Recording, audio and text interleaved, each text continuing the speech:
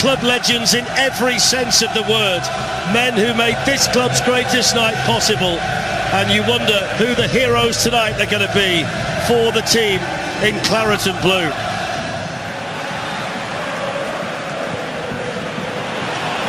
Here's John Duran, takes the shot, Duran! Oh, brilliant! Wow. Oh, my word!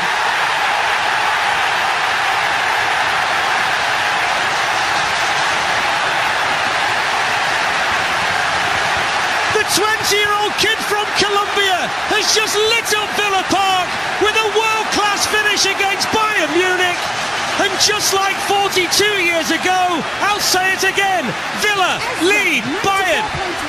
Wow, he's done it again. What a great run and really well seen. And then he takes it quick. Look where Neuer is. Absolute no man's land there.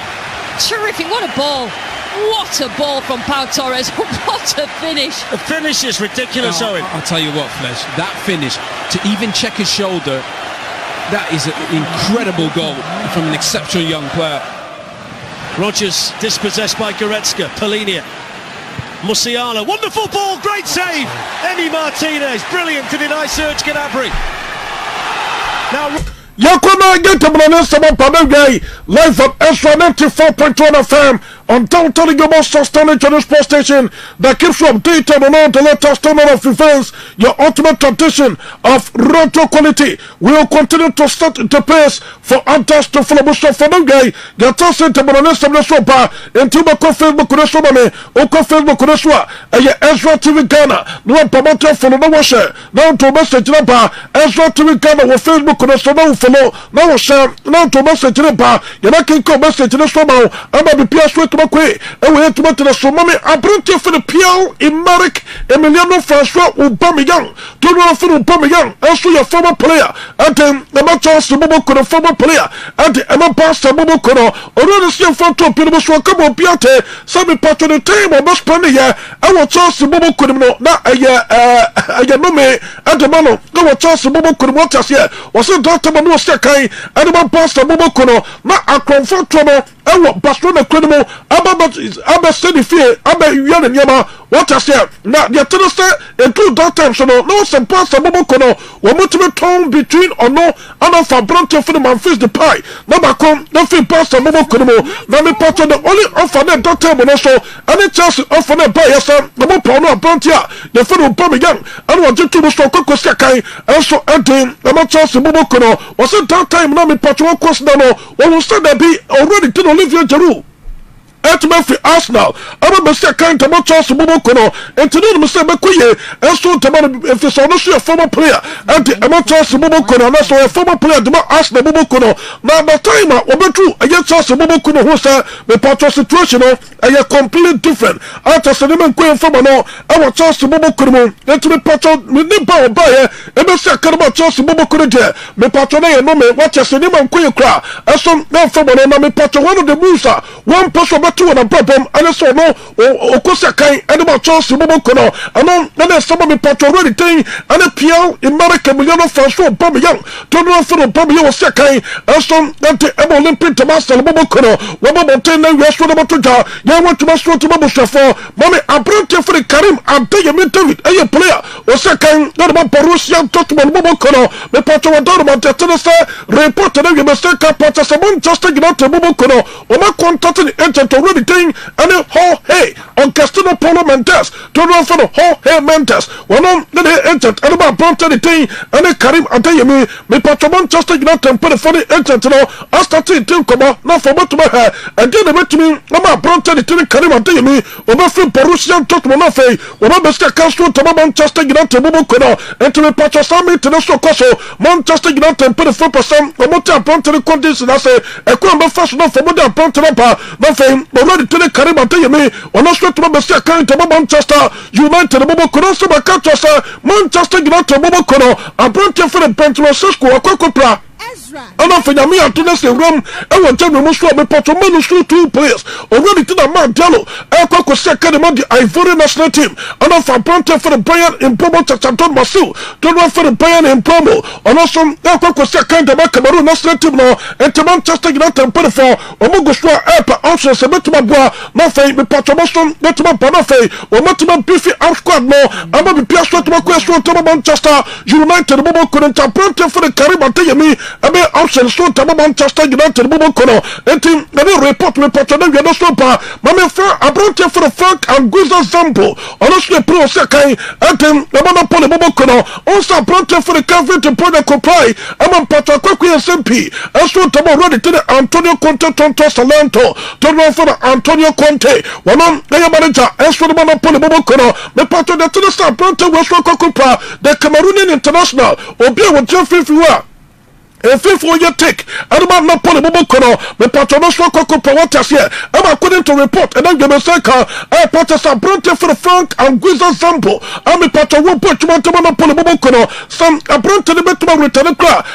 until January and bronte for Guiza and some betuma return for what to second and so to no poly bobokono and to no poly bobokono the most we should partner some ketokra and to makacho see the me atom nese room we here January no poly bobokono will go in for the signature of Abronte the Tino Kobimanu Anthony Boateng the Patro second Manchester United Bobokono so the Patro Abronte the Sumra no for the second for Monopoly Bobokono about Abronte for the squad Tomana Sonia Bra all trying to convince Abronte the thing that's what Kobimanu Anthony Boateng Abronte the Bra no for the second and so no for Monopoly Bobokono no Patro ready to Jamil Hara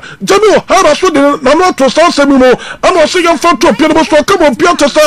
Akwana meeting any Kobimanu Anthony Boateng on for the Elkosu Union from Trinity no one yet to maintain no make sure say me Patro issue sam or go through Manchester United no me Patro obetuma for telling him no for be pia sweat ma kwete ma Brontia the for Kobimanu Anthony Boateng no tini pass Kobimanu Anthony Boateng or statista or yet to maintain no for to be mature no to go Manchester United set up prima na me atuma me Patro work up no betuma toja and so no way you are sabotuma no already to Thomas Tuchel and the Bronte the call what a sentence Bronte the person room and so over the English national team national year no some the person from Manchester United bobo kuna show for approval and the already to Thomas Tuchel no Manchester United bobo kuna show bompre e ba ne kwa edu pro sakrono etime bon hoso na forget to Manchester the beer obetuma na breakthrough our Manchester United set up no na fay me patriote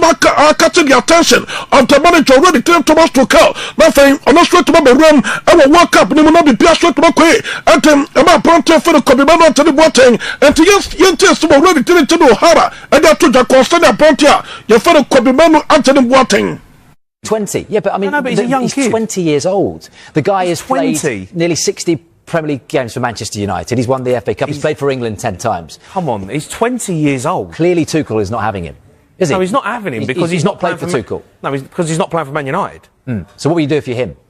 Kobimanu? Yeah. I'm gone. He's already knocked on the door. They won't let him go. Yeah, but that's because that's Man United looking after themselves and their interests. If we get injuries, Casemiro, Ugarte, Bruno Fernandes get injured, we need players in the squad. If we send out 12 Kobimanu months ago, you were ranting and raving saying that he should go. He should be, he's been in the England squad. We know a bit more. But if than you're that. not playing, yeah, but if you're not playing, he's in the bomb squad now, not the England squad. Yeah, I know, but that's on him. He needs to be better and he needs to step up. How does he need to be better when he's not even playing? How can he be better if he's not getting a chance? Well, if he ain't getting a chance, then you have to go and knock on the door. What if they're not letting you go? Well, what do you do? As a player, there's nothing you can do. You have to suck it up. What would you do if you want to get on that plane? You go knock on the door, say, look. And he's clearly not a disruptive guy. He wants to play for England. Manchester United say, well, we're not letting you out on loan. English national team no also already to Thomas Tuchel and your pastor can be so want to obey PP and World Cup and will not finish straight to Makwe and about ready to Thomas Tuchel now me part ready to Thomas Tuchel players in pay and me part us what to be fight to no not from Messi kai and about the English national team no now me and to me part squad over the World Cup no I was say your squad by and also no thank you coach Obakasa players from Musa kind of Arsenal Bubukono, woman assess also to be forming the integral part of the English national team. Arsenal Bubukono says some more form. What has some more to my power? And a lot of English players, Associate and about Arsenal Bubukono to unpick most of the players, every Arsenal now, be part of the foundation of the team. That be Piasso, then to be quick, and from the English national team, you tell someone ready to Hara, and they are to in good stead, of course it does. Like if you're at Manchester City, like if you're at Manchester United, of course, because over the course of academy players, the best players are going to be at the best clubs, and Arsenal have got one of the best academies in the world. So of course they're going to have the best players, and England throughout the age groups will pick from the best side. And then someone me patrol ready to do Hara, and so that to try again what tomorrow, and then we are so tomorrow we have to make it so. And all rough is that the Manchester want to pay, and so better to talk international break anymore. Me patrol be a World Cup qualifiers, and be a young vacancy. You mentioned of your tomorrow you want to come out, and so tomorrow we have to make it so. Now me patrol English national team now. One more and this time for the team in Sanka way. I know the plan. I know a World Cup qualifier. I know pay thing. A be a Toro Taratoro. Now the patrol report and give a Purchase a game and over tomato jam. Yes, 7:45 p.m. About patrol the English national team. Invited the Serbian national team of the patrol World Cup qualifier. That's what tomato jam. Already to Jude Victor William Bellingham Pellico. To know for the John Bellingham. Report and give me picking. Now purchase a game no. I expect so much tomato bench. All starting game no. And from the English national team no. If it's a catch us them. Already to Thomas Tuchel. And to Abrante for the John Bellingham. And he was time I don't know. According for the Bonka Rogers was saying, and about Aston Villa Bobokono, what the Jabo Boya, what has sent to a bar, also to be fighting for the position. I want the English national team national year, and to young kind of inquiry report concerning this situation on Abrante for the Jude Victor William Bellingham Balligo. Surrounding probably England's most celebrated player, the most famous player in this England squad.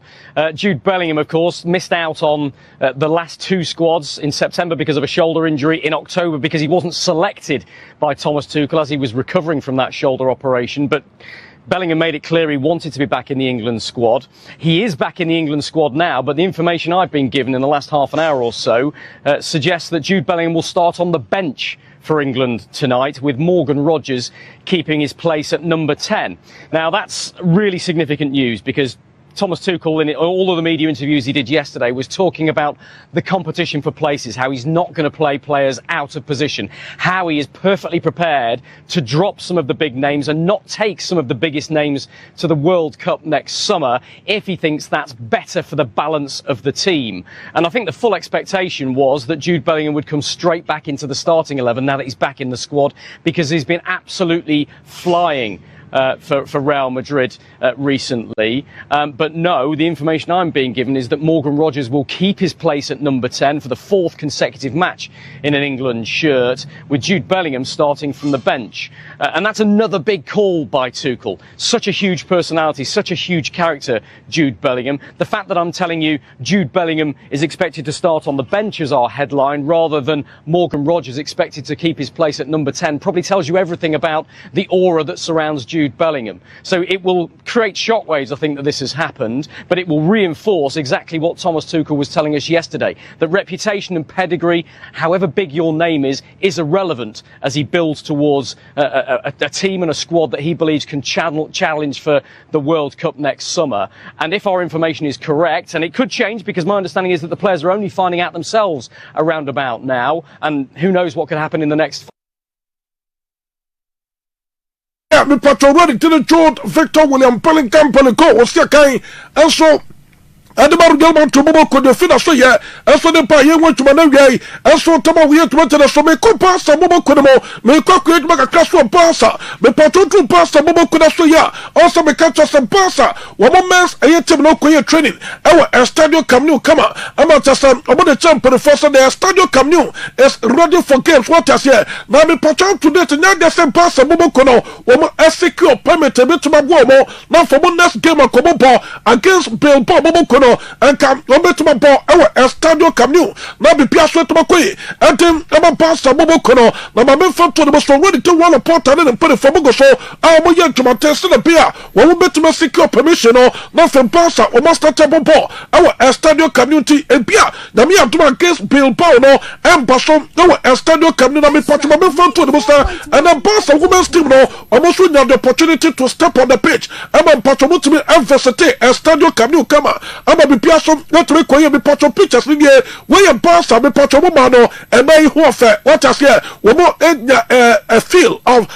the estadio Camp pitch no na ba bipia so to me koye and my pastor bobo connect pastor for body dey and that say na mo so robo pitch no so a we mo assess dem say the player be patuma so po mo kem so ha and you ma betuma konkan and you ma pastor women's team no to ba me fit no na fe fatu team no so no be ko Facebook no so Ezra TV Ghana no promoter follow no share now to message na pa you make can message na my time ma be patron pastor for no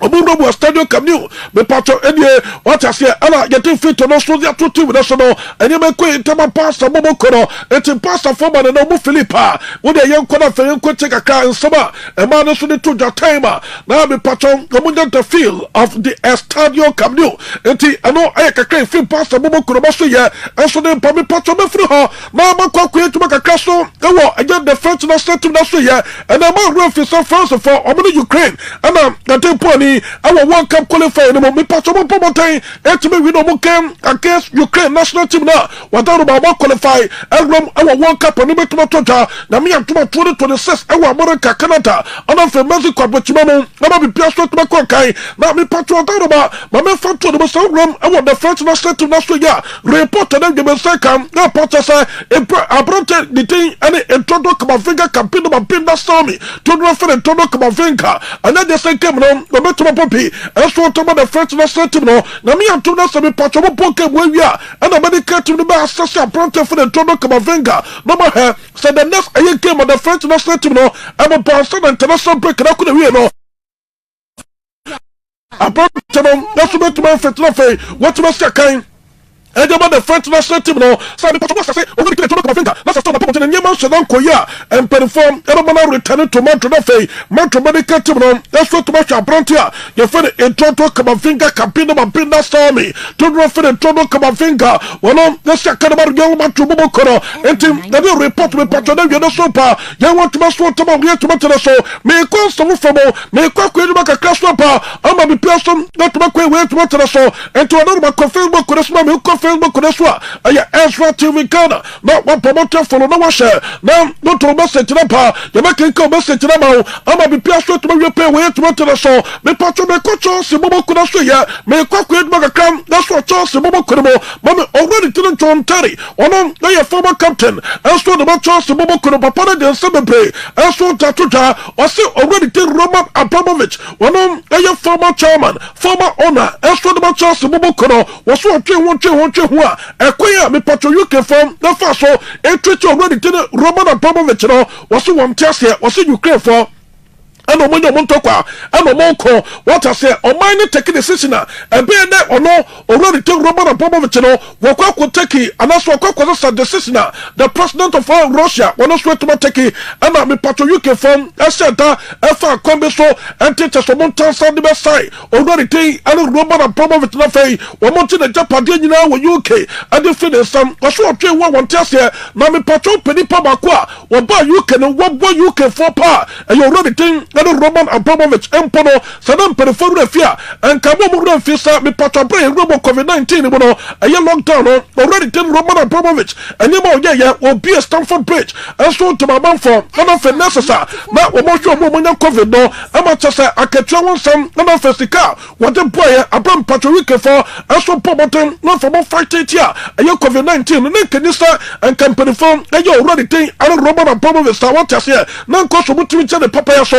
nanka papa no oda so a etra UK nanka bibia so netoma konkan na nipa beye bi wa ba ye nyina wo pa the best person we should wa baboma e you already think na Roman Abramovich no ye saba already to John Terry wono na ye former captain the Chelsea wo ba Montana we so the Matuta ye want to so to we to tena so me ko so from no fai me the somebody be so pakama papa Abrantia ni to the entrant Felipe de Souza to do not follow ye entrant Bobington wono so pro second go the bar girl back to Bobokono makato sa Abrantia for the entrance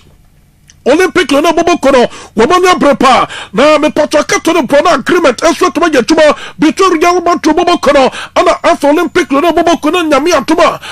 Jeremy approaching kwakosia kan eso to Olympic no Bobokono na me pato report na be say ka patasa Real Madrid Bobokono obo peso bo Jessica na sika wombaje 800,000 euros ano na sika Real Madrid put the first one budget na for budget approaching for the entrance ama approaching kwakosia kan eso at the Olympic no Bobokono na mo patro Real Madrid put the first person mo say say na me atuma me patro start branch the come no kwakosia kan eso to Olympic no Bobokono on monitor branch at all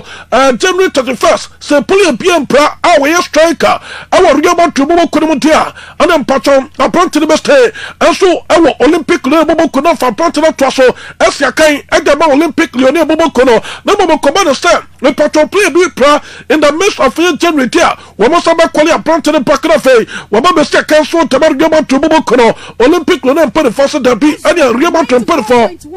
Omanyano aye January 15th say January 15th no play bia asum pray our Real Madrid Bobokono ma ono aye striker dia and then patron performance branch for entrance na fei wasaba back be say kan so to Real Madrid Bobokono Real Madrid put the first so gbede and then some obo pray etim patron komode de go so and also akoso our Real Madrid Bobokono so ya and for Olympic no Bobokono so ya into the metro champion ya the latest non so the Bobo kama ama be piasom that ma kwentane kaka me patron for Real Madrid Bobokono so ya so the pampacho report na we be say ka patron so calling for Bobokono ma ama ko so that say na me atuma January some already thing any prima kono to one for pen and say kata so extend the contract no and formally for Bobokono dia abrante for the prima kono te me patron for pompa for so much kwai ano me patron report and then we be say ka and feeling for Bobokono so ya so me patron abrante free na fe welcome no kwakosia kan de makla for especially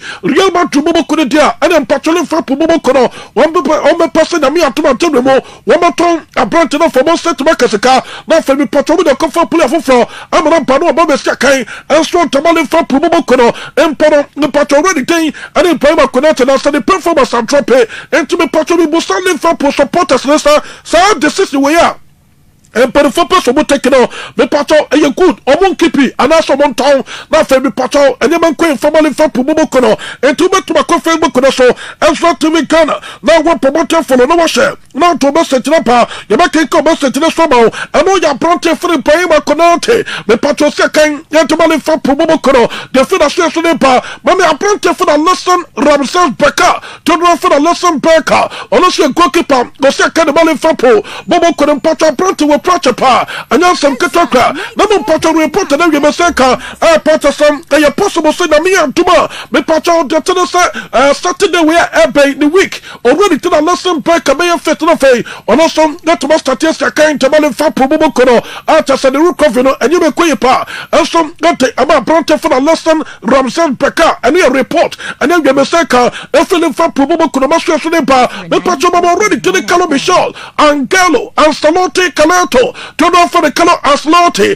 And also, your manager, the man person, that's not him. No, but already to the color as Lottie, they are two just already to the Cristiano Ronaldo Santos Savero.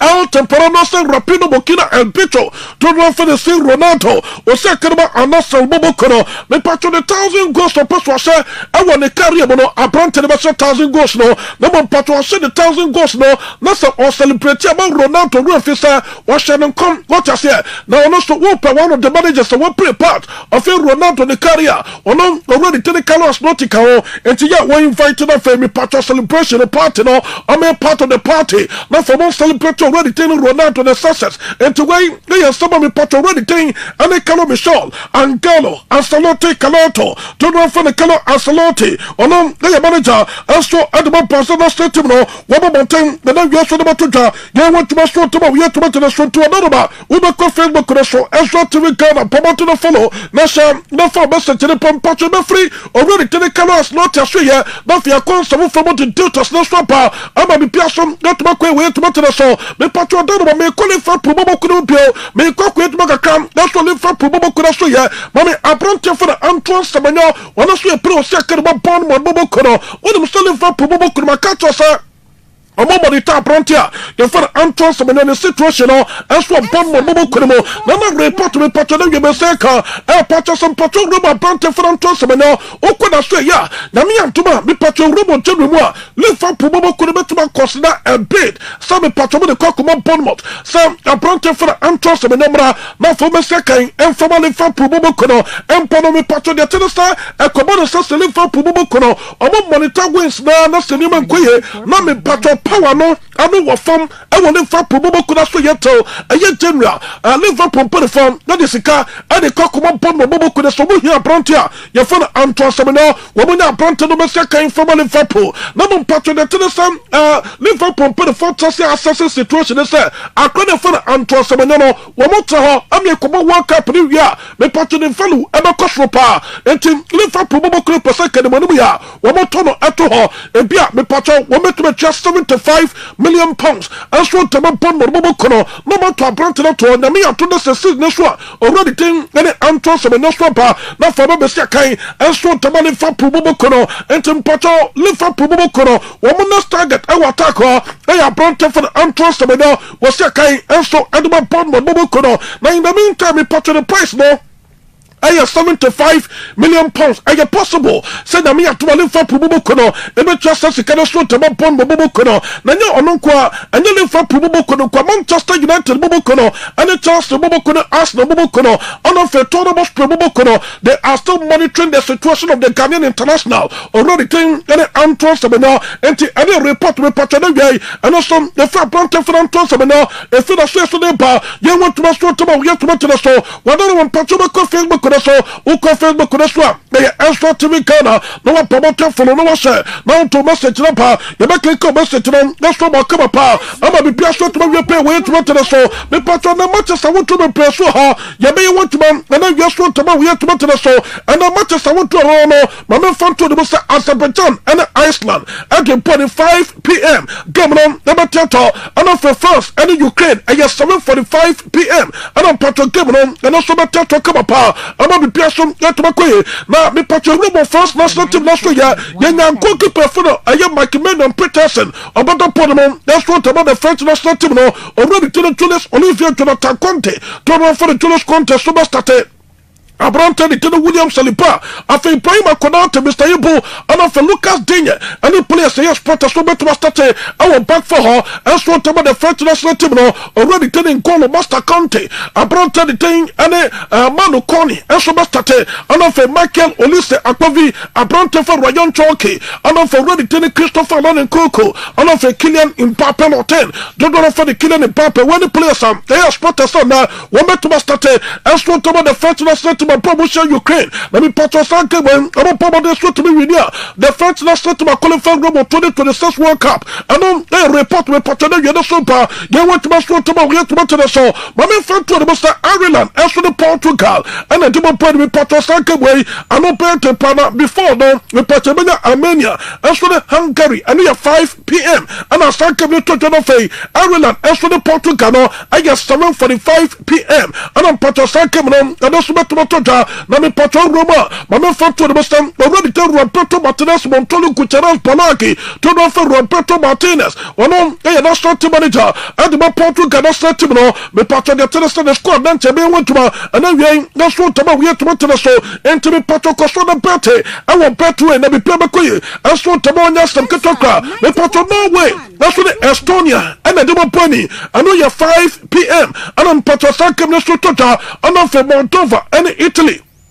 and also 7:45 p.m. and as I came to Matoja after Andorra ni Albania and so 7:45 p.m. and after England and Serbia 7:45 p.m. and we matches I want to World Cup I want Europe so qualifiers no and also Matoja na they want to that's what time get to so number part of the program our World Cup qualifier near CAF I play off no now some Ketoko Nigeria and then Gabon and on 4 p.m. and as I came to nothing Cameroon and the Democratic Republic of Congo and so about 7 p.m. and I'm a part of Cameroon and also Matoja into way I am a part of World Cup qualifier playoff and not a before at the African continent and also you want to man and so tomorrow yet to so but no fun to the second kakaf diano yebanya sule nami and then Samato wabodi mopani na fei uko Asia yebanya UAE and so Iraq wabodi mopani bi piason yebatu makoye na mame fun to the sayon ko vacancy no yebasha na fei yetuma ye want to and then Manchester want to no so tota na ya the details na so tampo kama pa ama bi piason yetuma konkanto na ma ko Facebook na so uko Facebook na so ya Extra TV Ghana no promoter follow no wa share now to message na ba North Macedonia and then Latvia for the money 5 p.m. Lithuania and Israel 5 p.m. Czech Republic and so the San Marino 5 p.m. after Algeria and Zimbabwe and so 4:30 p.m. and then for Iran and Cape Verde and then 4 p.m. game number 30 and then for Bangladesh and then Nepal and so the Japan come up 2-2 and then for Thailand and so and then Singapore Thailand for Singapore take you know and then for Hong Kong and so the Cambodia 1-1 and then for Dominican Republic and then St. Vincent and Grenadines when me patron 2-0 against St. Vincent and just be person they queen of me patron British Virgin Islands and so any Cayman Islands and the Japan me patron British Virgin Islands almost 2 I'm a Cayman Islands and so take it back no I am a patron young focus I want to and so tota they want to manage and so tomorrow we to the so me patron me constant for now family somebody be strong back come up be person not to make o ko young man to mo ko so ya mama fanto the most appointed for the pass o se karma komo catch mo ko no e Italians we are catch no mo we dem so ya real man to mo ko the player and no muta appointed so won ko Italy na for ko to the council so am appointed be se kan de mo komo catch mo ko the class I want to be play and no Chelsea the signature of Abrante Finico pass reported you be seka Patterson Gilman to Momokono na me to na Abrante the Mauritania 1.9 million euros per and a tama komo catch Momokono na other class of Momokono and people are ready so much 70 million euros everyone are ready to make 80 million euros to bring Abrante Finico pass Gilman to Momokono for 4 one more time never for Montana for returning I'm a Besakai and so tama Real Man to Momokono kama I'm a Piason that my question about Real Man to Momokono and the report na yai e fer Real Man to Momokono maso ya as for the pam they want to maso to mo yet to so me patro sama mo ready to John Terry onosia former captain and the Chelsea Momokono see for to Pierre Musso kamo piate some patro data ma Brante for Mohamed Mahmoud Maghreb Salagali to run for the most lot and for Brante for the Kevin De Bruyne come by when we see academy Chelsea Momokono me patro extremely difficult power and some that the most 2 points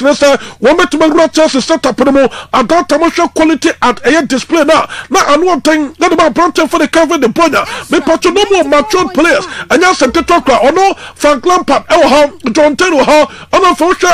Chelsea Momokono mo fifi wa na one thing at him about Brante for the Kevin De Bruyne and for ready to the most last one met my penetrate and on their report me patro no so pa na no patro me fan to the most ready to the Graham Potter what kind of a former Chelsea manager Papa no that is some practical so me patro the manager and the most international team no was a Brante for the last day is sack when a Brante that in come she into a Brante the okay pa and team I ready to bet to start no for point to must want about the Swedish national team and to welcome a Brante the come and me atuma me patro Brante mo point and some that about the Swedish national team no and some of the patro ready and so the Graham Potter manager and the Swedish national team mountain and so the to try what to enso ntama we yetuma tene so me konso from na from the somebody be so pakama pa na me was story do ha me ye wontuma enso ntama mo na gay e we yetuma tene so kama ama be piaso yetuma konkai na mo pato ye ko Spain ni akoko yetuma kakra so Spain na me pato tru pass bobo kona so ya ene training enso to me kwaso ma me goalkeeper na ye for one Garcia Pons me pato ye goalkeeper se kai antem na mo pass bobo kona so maka to sa goalkeeper no pato nya medical green light and me atuma the next game Barca bobo kona ba obese kan that's what to pass bobo kona ento go so wo training hard pa se the play na me atuma me pato ma me fan to the most the next aja pass came and can play power obetuma do podimo that's what to pass bobo kona ento we ye goalkeeper for one Garcia Pons and they want to be training here report na we be say kam na practice and planting in person oba pursue training no o say already today has the flick person breaking points no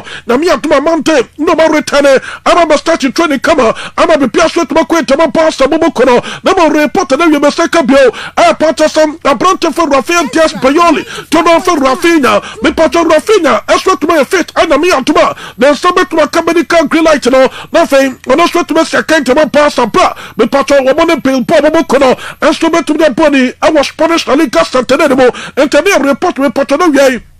every passer bobo kono maso so dey pa they want to maso to we to matter so me pato mo me apronte ni tino Oscar Mingueza ono so aye player I was say kai atema choto the field bobo kono we your former passer player o some passer bobo kono almost 50% e ko man say choto the field bobo kono we mo tom apronte for Oscar Mingueza ama apronte ne kwa me pato mo me fanto ni say dey RB Lives bobo kono perimu at the sikapa me pato 15 million euros out of choto the field bobo kono we mo reject mo purchase scan we form no more pay 20 million euros if you say Barca bobo kono we mo 50% of our to the transfer sale na no pato report na we be say kan na purchase choto the field bobo kono ko Barca bobo kono say ka Barca for sikana ka mo bet no Montesoni to appoint the man ko Barca put the first da bi we want so when we say na me to no say this one appoint the contract that could be here obeko free akoko sia kan tama lives bobo kono aba Barca bobo kono sika bomo ano fe choto de fi bobo kono wo mo so sika abo omo ano report na we no so pa ye want to so to we to so life in the court is super mekata 94.1 FM started the pen for attached to full me patro to most prefer omo ona already didn't John Luis o ka so pano me patro ko bu raso ewo America bechimamo am patro final of £5 million asa se pano de Kobeko Joe. That's a report that we must come. That purchase the president of America, Donald Trump. Ever pardon Papano. Yente report concerning Toramos Pe owner already didn't Joe Lewis. Hotspur owner Joe Lewis is set to receive an official pardon from United States President Donald Trump. Lewis, who handed ownership of Spurs to the Lewis Family Trust in 2022, was fined £4 million after pleading guilty to insider trading. Lewis avoided jail in 2024 after a judge in the States heard pleas for leniency from the prosecutor and the 88-year-old's attorneys due to his frail health and his guilty plea in January. No, I am a patch already thing, and it John Lewis me patch the story and also Abba. Me patch you could the Atlanta set to Nasria, also more prepared against Angola. Now, one person will Elche Alicante. Now, my main factor was Messi, and the Atlanta set to Mamu train Romuya, Wamu P. Emma Tasaman for Summit to my mama training, and that's some Katoka. Why you already didn't enter Sarabia, or no, I am former assistant manager, and so the man passed a Bobo could not have already didn't kick a set in, or your manager, and so the man passed a Bobo Kono. Papa we na ne assistant na me patrol training no ye no enipa over 30,000 and a besha ye Argentina me patrol mu no ye awa Alicante Elche me patrol mu bio to saman for me hebi no wo mu ye nipa over 30,000 and ata so pa ya come here training no e ba bi pia so let me call ye e get 31,254 and me patrol ye roko say wo pe no setima amam for mu training pa in a single day aye the Argentine master team no some Ketokra, woman, you know, President Jesse, and never Messi, no much Messi, or Tossa Messi, but say Juma ball, football, and I fetch Juma one ball, and Juma pass a Bobo Kono, Master Gay, Elcho follow your Passia to Stampa, the Patron left to La Licano, and Tiato on Tom, let a President just number 10, and so Edmar Messi, I know you Elcho for woman Jesse, and yes, some Ketokra, and Messi, still not on Gosua, or Gosua, Tessam, go to the head, I was spraying up with Tomo, Bibia Quay, Tamo, ready, and a line on Andras. Messi kuchitini leo el testinto na poga tomika me pacho Messi me pacho the picture na utaya our Estadio Camino views no nyan wonya likes no nyan wonya me pacho 28,567,858 likes and a Messi eso esetimaka and when the IG post on ya bro visite Estadio Camino and on me pacho Messi the finish yesterday by year wait and then guess what we get to the live on the content super bekanta 94.1 FM starting the pen for Antas to film pacho ya kwa Manchester United momo kuna so ya mame abrante for the colors num koma Baleba to know for the colors Baleba when it was Manchester United momo kuna all the background west also mutu yano or mutu ya constantly abrante for the colors Baleba ama abrante like yes and ya Manchester United na mi atu necessary this for Manchester United momo kuna wa mutu abrante for the colors Baleba ama bi piaso yatuma kweta Manchester United momo kuna abrante for the Bayern in promo Tatanton Basil anya me patro PFA Player of the Month of October and on me patro ready to the Bayern in promo